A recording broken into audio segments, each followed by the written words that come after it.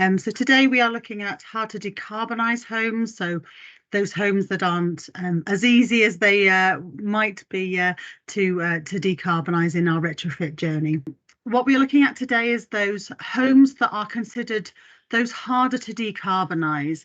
And this might be for a number of reasons. There might be particular barriers to that retrofit programme, or there might be physical attributes that mean that they are slightly more difficult to address and might require a little bit more attention, a little bit more detail in design, for example.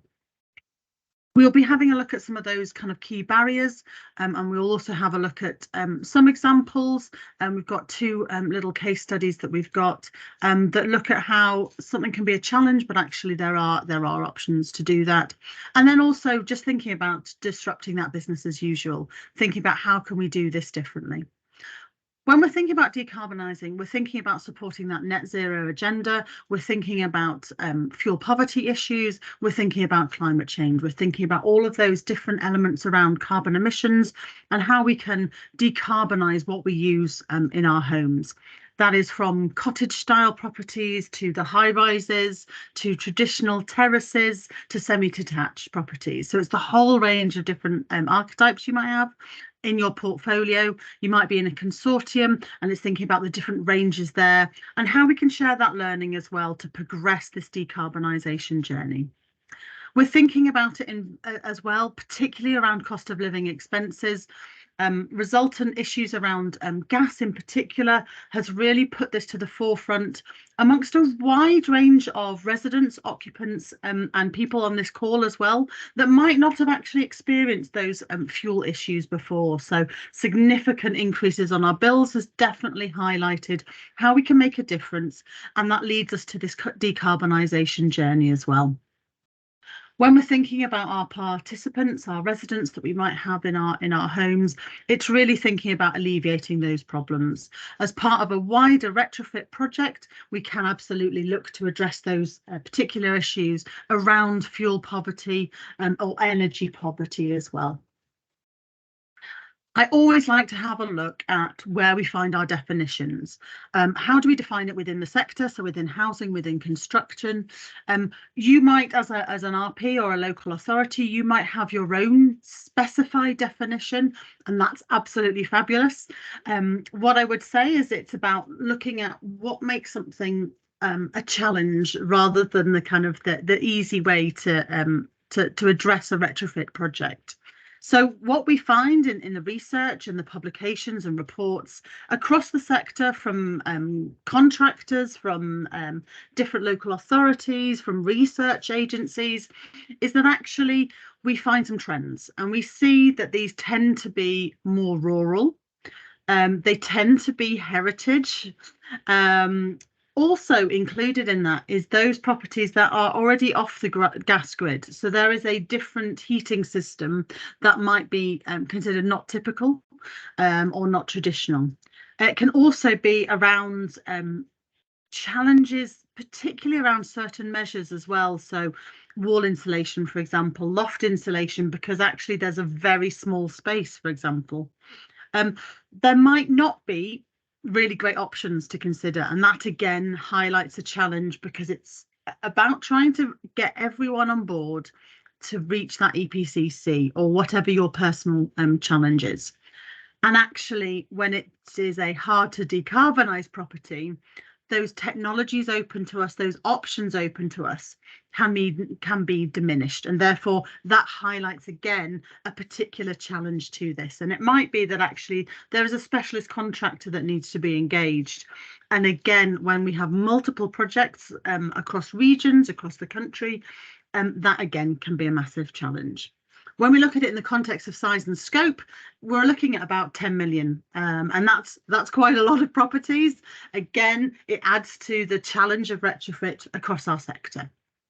So it's important for us to address. If we go back to the Committee on Climate Change, the Future of Heating for UK Buildings is a really important document, and it's important that we consider that actually we still need heating in our properties. even with the impacts of climate change. We will still have a heating season that needs to be addressed. I'm sure many of you have recently kind of addressed this in your own properties, but also with tenants that you support and you look after. When we look at it, you'll probably know this figure, but it's about 40% is around kind of heating and hot water for UK buildings, which includes commercial properties as well. But again, when you look at it in a kind of proportion for buildings, it's a large proportion. So we want to address it and really think about, actually, from a decarbonisation journey, how can we really address that? When we look at the UK and England in particular, we know that heating is a seasonal occurrence for most properties. There will always be those vulnerable people in our properties who actually need a certain temperature because of health issues, for example, or a particular need relation around well-being or other kind of needs that they might have. Demand for hot water is then much more kind of throughout the year. You know, we still need showers, we still need to wash our hands, particularly in a post-COVID landscape, still kind of engaging on that good healthcare and looking after our properties. But we don't see that as much of a fluctuation as we do with the heating demand. So we're going into heating season, or we're already in it. And so we see that increase, that pull on the grid for that resource, and therefore thinking about decarbonising is really going to be an important issue to address.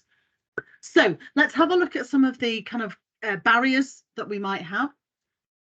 A lot of these have been taken from the BRE report from a couple of years ago, particularly looking at it in the context of Part L compliance. So Part L being part of the building regulations suite of compliance for large retrofit and new build properties within the UK.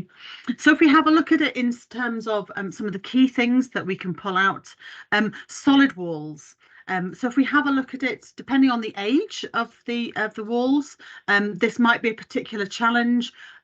When we're thinking about it from a wholly building physics perspective and principles around air movement, solid walls can present a particular challenge to us, as well as things like the external finish. So we might find that the particular design, and again, when we're thinking about heritage properties, we can find that this might be a timber detail or even tiles. And these can be potentially sometimes unexpected, that then needs to be considered with our retrofit design and then our retrofit plan for that property. We also find, and you'll recall from our slide a couple of slides ago, that definition about off-grid.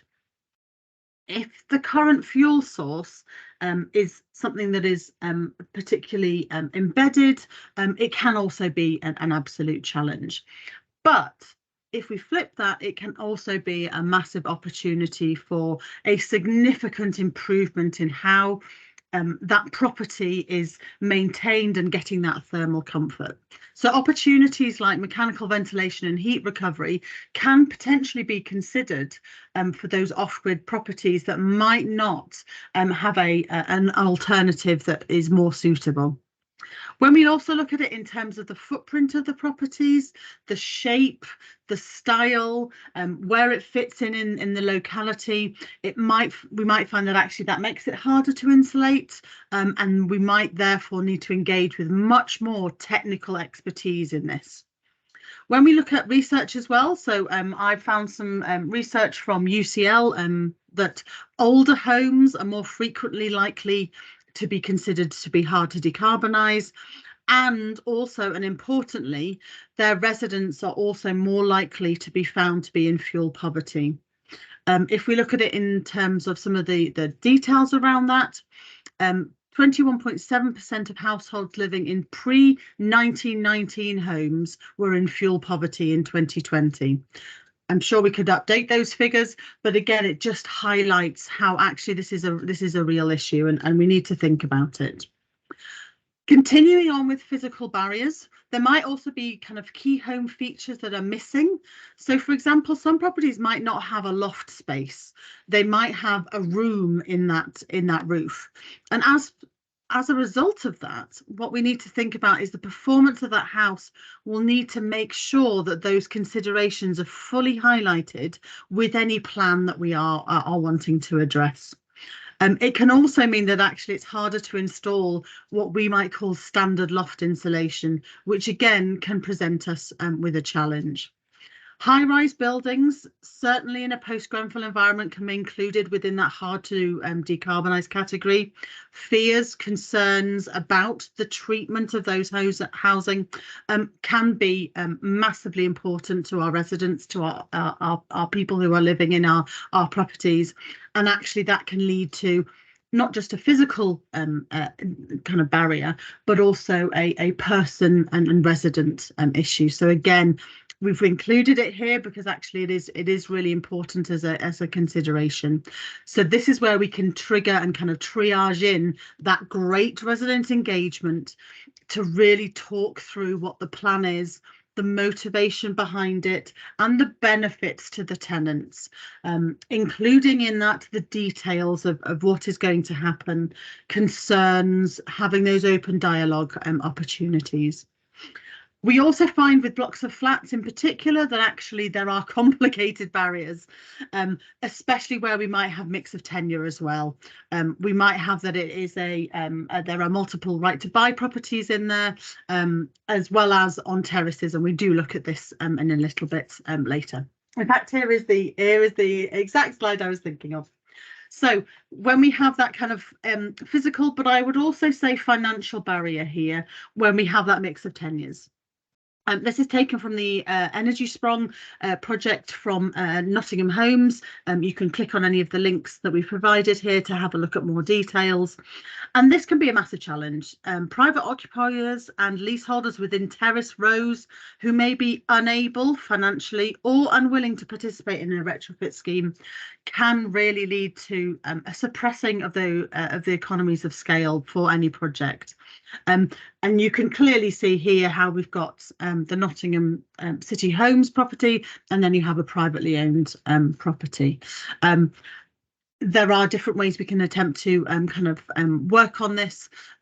It's not a solution that has been kind of ruled out absolutely at the moment. But again, really happy to hear from people if they have any experience of how they've overcome that. So again, in the chat, feel free to put that in. Now we're moving on to more kind of financial issues, and again thinking about where we have particular high-rise flats. It might be that loft space is missing again. So in flats you traditionally don't have a loft space between floors. It's also that it might be a challenge again because of resident concerns about projects that have happened before. They might have seen external wall insulation be installed and then taken off. It's being reproposed. How do we work through those concerns with our residents to make sure that actually we get a positive out of that? We might also have heritage buildings. They might have particular designation, particular status. It might be that there are particular planning issues that result in challenges that need to be overcome. Moving on to geographical issues, we might have within our portfolio semi-rural or completely, in the true sense of definition, rural homes that exist in our portfolio that need to be brought up to a better energy performance level. It can be a problem because actually there is that distance between where the registered provider might be based or even the local authority. If it is a significant distance physically to get to the town hall, for example, that can be a challenge in terms of engagement and feeling a disconnect. So it's working again with resident engagement, communication. How can we do that? With rural homes, we might find that actually that remote location and being disconnected from the grid can be a particular challenge. And also when we are engaging with our contractors, that can also be a challenge because there might be further kind of travel costs that come into play. And so we all have to work through how we can address that.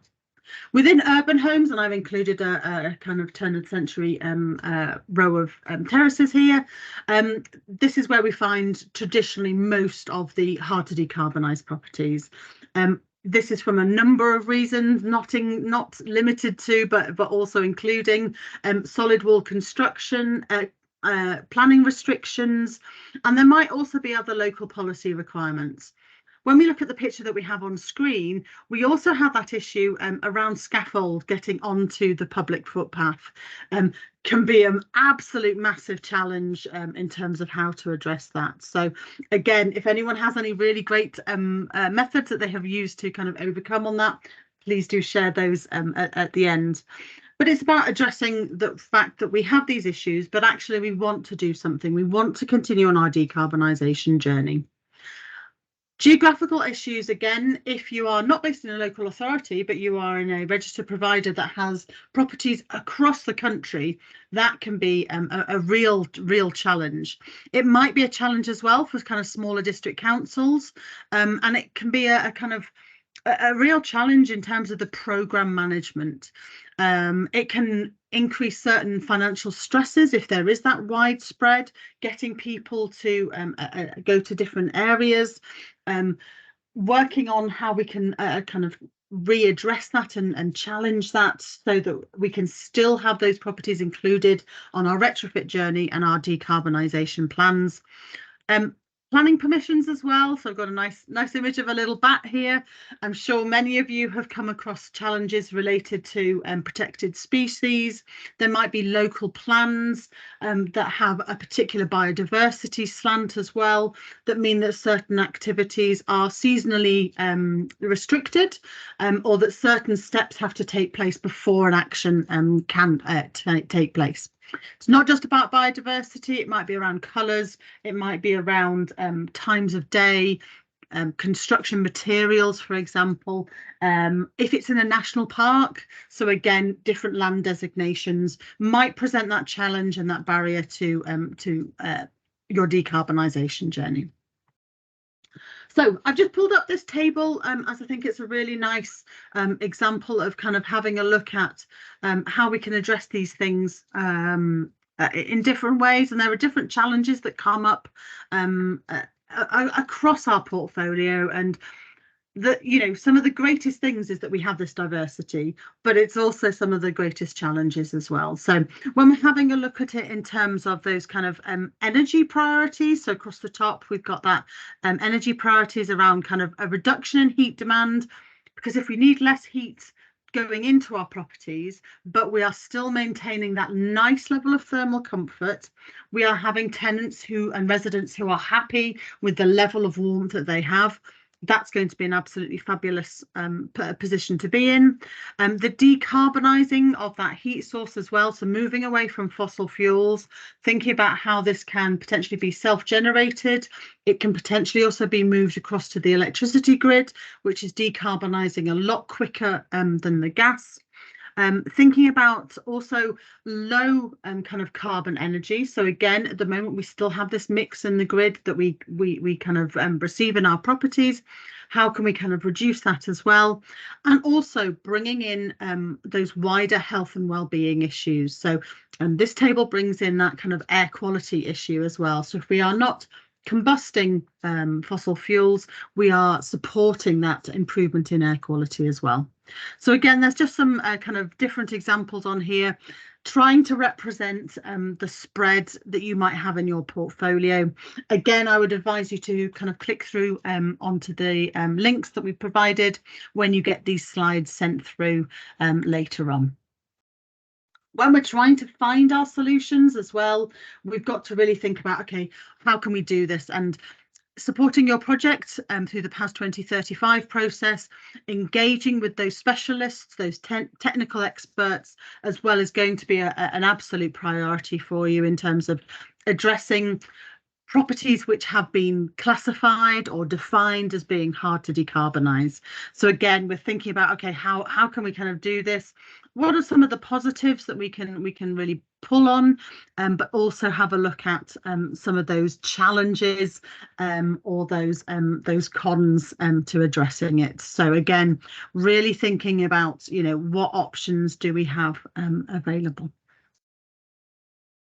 Some of the different things we've got to think about is, you know, how can we get that heat round the property? So just included this slide just to kind of think about the different way we can emit that heat into the property, because we might have physical challenges, we might have physical barriers.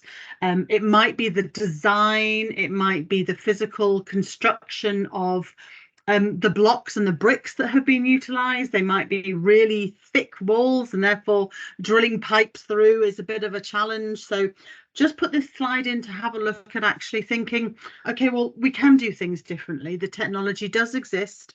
It might be appropriate for some of our properties that are really challenging to bring up to an EPCC. So we've got things like underfloor heating. Again, not all properties will be right for underfloor heating. Again, get that specialist support in terms of thinking about it. Some different types of radiator, for example, might be a more kind of opportune replacement. And then things like skirting board heaters, providing that heat at that kind of that level, and from a building physics perspective, supporting that movement of that warmer air around the property. So again, there are lots of different options, and again, it's always nice to see when people share what has worked particularly well for different properties. So we're just going to have a little look at a couple of slides around some of the challenges and some of the I guess the removal of some of the issues there with different solutions. These are kind of examples that might not be something that is suitable for your portfolio just because of the nature of the buildings that you have, but we've tried to include it so that it's kind of a range of different ones. So this was published through central government around hard to decarbonise homes, really trying to understand some of the challenges that different properties are likely to face, and thinking about, okay, well, we have this property, we want to decarbonise it. Again, your portfolio might look very different and you won't have anything like that, but it's about the way of thinking. It's about thinking, okay, well, we have this property, how could we do things differently? And thinking, okay, well, actually, we need to heat it because we will still have a need for heating our homes, particularly over the winter. But also, how can we make it more energy efficient? How can we support the tenant with fuel poverty issues? How can we make it cheaper to run, for example? And so it brings in all of those ideas that we might have in our strategies that exist in our organisations, and in particular our retrofit plans and aspirations. So this is an example of a 19th century apartment block, third floor flat, wanting to kind of have a look at it in terms of trying to decarbonising it. Third floor, straight away you've got elevation. You might have the need for scaffold. We have very decorative brickwork, you know, which looks lovely, but from a retrofit perspective can be an absolute challenge. Single glazed windows, again, not too common, but it does exist, and we do see properties that haven't had that upgrade to double glazing or triple glazing. For this property in particular, it had old storage heaters and an immersion boiler. So again, thinking about, okay, well, these are our challenges. We do have a heating source. From a building physics perspective, we have the single glazed window, we have a third floor, we have traditional, not traditional, but we have this kind of elaborate brickwork that doesn't really align with doing an external wall insulation. So what are we kind of having a look at? So what the project team on this particular example did, and again, this is just specific to this property, is looking at replacing and upgrading the storage heaters. Insulation was provided to the hot water cylinder. What they saw in terms of performance was what they call a modest upgrade, but it's still an improvement. And sometimes we have to look at these incremental improvements, and we have to take it step by step and look at the cumulative things that we can do to improve it. So actually it took it to a SAP rating of 63, which took it from an E to a D, which is good. But obviously we know and we need to be looking at getting it up to a C. So it'd be interesting to see in terms of these properties, how they've actually, kind of then taken that next step to elevate it up to a C. Our next case study is a off-grid bungalow, mid-century, but again, not kind of traditional, heated by electric heaters as well. Also a solid fuel fire, so we have that combination of different heating methods that are being employed. Again, can be a challenge, but can also be a massive opportunity to explore different ways. Cavity walls uninsulated. Quite often this happens, but again, it's understanding the property and finding that out. The loft conversion, which you can hopefully see with the windows at the top there, means that actually the loft cavity opportunities there are slightly limited because of that development. And so what they did in terms of the solutions for this particular property, and I don't unfortunately have the EPC improvements, is that they've done cavity wall insulation, insulating jacket to the hot water tank, and what they've thought of here is also replacing those electric heaters with more efficient and more useful, controllable as well units, to mean that actually we are seeing this improvement. The other thing I think I want to kind of highlight is actually we don't have to keep going as we have been. We can do things differently. And on these masterclasses, one of the best things I find, and with the boot camps and the drop-ins that we run, is that exchange of ideas of we've done this and we've looked at that. And I think that's really important because there is no one size fits all for retrofit. All our properties are different. They're geographically based in different areas of the country. Issues in Brighton will be very different to issues in the middle of Leeds. And so it is about thinking, okay, well, how can we do this differently with the outcome that we are decarbonising our properties? So thinking differently, it's not about, taking massive risks. It's about challenging actually how we could do something different for the benefit of our residents. There might not be a real obvious option for any improvement works. And so it might be worth thinking about different approaches. So here we're thinking about the whole philosophy around what we might want to be kind of doing. So we've got two examples here. There will be other examples, and someone might like to share, but we have and are highlighting just today the Energy Sprong and the Enefit examples. These are worth considering, worth having a look at, some examples that have taken place. Enefit is the quality approved energy retrofit, which has passive house components. So if you already have a new build regime in your portfolio that includes passive house, those kind of ideas and that of kind of minimizing the need for heat can absolutely be applied under the Enefit retrofit regime. And likewise with Energy Sprong, what they are doing here, and you've seen the examples from Nottingham earlier in the slides, is the homes are fully insulated using an off-site manufacturing process. Wall roof panels are kind of included, as well as pre-assembled energy pods. So if you look at some of the research around here, it's all about reducing the time spent on site. It's about really understanding the design and the opportunity for these properties in particular. So again, there are other examples where there might be a particularly innovative architect that has a particular regime that understands the particular nuances of your design and your properties. So again, think about doing things differently. So we know from doing retrofit projects that all projects are likely to face issues, challenges and barriers.